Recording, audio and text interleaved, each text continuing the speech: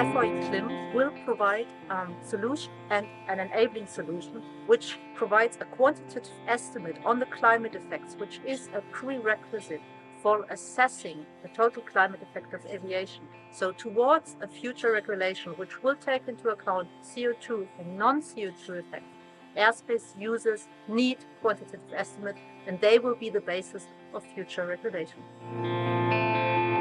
F4EClim will expand the results that we have developed with the F4E project, our algorithmic climate change functions. Now we want to expand them to cover other regions, which means not only the North Atlantic flight corridor and Europe, but also tropical latitudes. And we also want to expand them to other seasons of the year in order to provide an estimate on the climate effects of aviation emissions in other seasons and around the globe.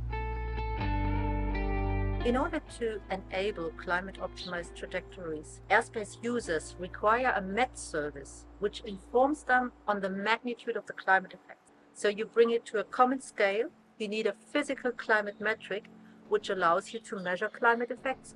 For example, that can be a global warming potential, that can be an average temperature response that is induced by the aviation emissions.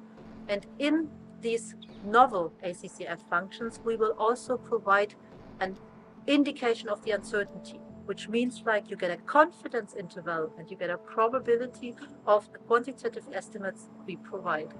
F4EClim climatic service will be a web dashboard in which the different stakeholders could access to check information related to climate and aviation. We will also display different routing options, including vertical profile, lateral profile, speed profile, for either cost optimal or climate optimal or intermediate solutions, so that users could visualize different trajectories and also quantify the associated impacts, considering both CO2 and non-CO2 effects. We will aggregate different impacts and associated costs of a large-scale analysis of trajectories and present indicators to quantify trade-offs between cost and climate impact of aviation.